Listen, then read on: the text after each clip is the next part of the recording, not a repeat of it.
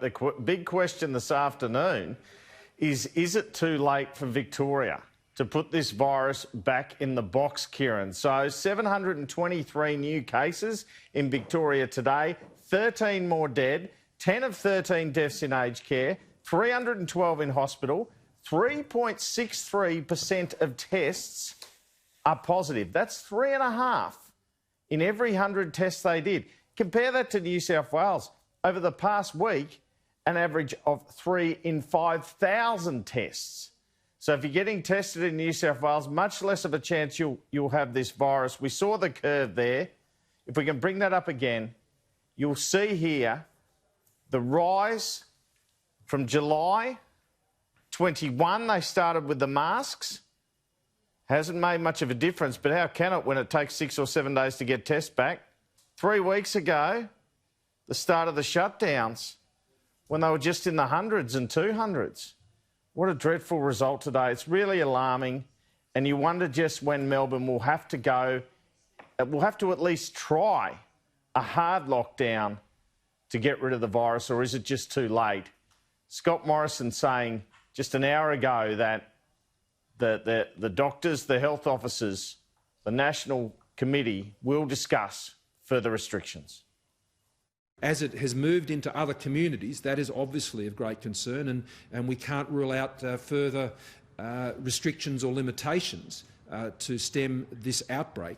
And we'll be sharing our views again with the Victorian Government about that, based on what the AHPPC is considering today and the advice that we're receiving directly.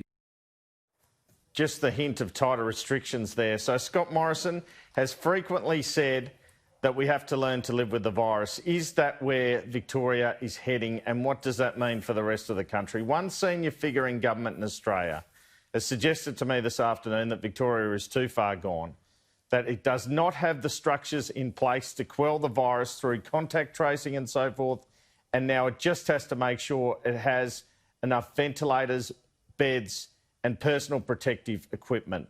It is going to be very hard then to keep this virus out of New South Wales and Queensland. Truckies are still travelling between the states because of the need for freight to continue, for starters.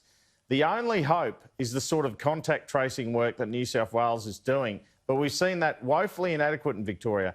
And here are some more Victorian failings. Victorian Premier Daniel Andrews has repeatedly spoken about the need to have an initial test, then if you test positive, a test after 11 days, to make sure you're negative, clear from the coronavirus before re-emerging and being able to attend work.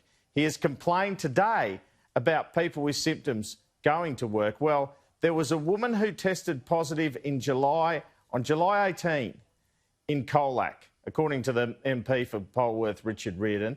And on July 28, she received this letter from the Deputy Chief Health Officer saying she was fine to go outside, fine to return to work, before she'd even had that second test. Here it is. Thank you for your period of cooperation and isolation. You now meet the Department of Health and Human Services clearance criteria to end isolation. Fortunately, the woman took matters in her own hands and is tested, but is still awaiting the result. But they are just getting the fundamentals wrong in Victoria at the moment.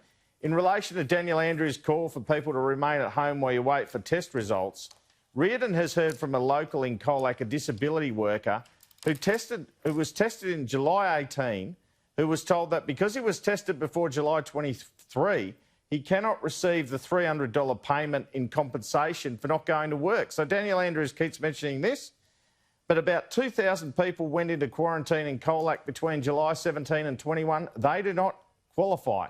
Now, Brett Sutton, the Victorian Chief Health Officer, not at the press conference today, but he's worked very hard through this crisis, we know. But he said 2 days ago that people with COVID-19 were allowed out to exercise because the alternative was detention, and this was their human right. Yeah, they are. They are. Otherwise, it's detention. We don't have detention for cases in Victoria.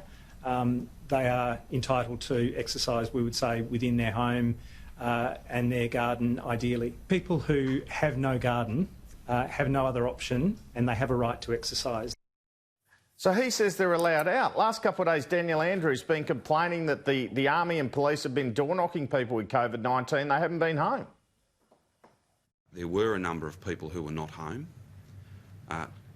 They will be referred to Victoria Police. If you're a positive case, then you need to be at home and you need to be isolating, and that is a very important message. To have found even one person who had disregarded their diagnosis and instead had decided to go to work is very disappointing. But Andrew's Chief Health Officer says, sorry, I had to stutter over that, says you can go out to exercise. So which is it? It was Mr Sutton also who said 2 days ago that he believed it was the peak, 500 odd cases. Now we've got 700 in a day. Modelling with our effective reproduction number that I've seen most recently suggests that today should be the peak. Now, I'm not going to sit back and say today's the peak. We have to see what happens in coming days. Seems like the modelling is off. So haven't we come a long way from Daniel Andrews pushing for stage 4 restrictions in March to a situation where the Premier is today announcing that you can go to pubs, restaurants and cafes in certain parts of regional Victoria, but you can't have guests over at your house? Well, he explains the rationale behind that here. I will put in place the restrictions that are targeted to dealing with the problem.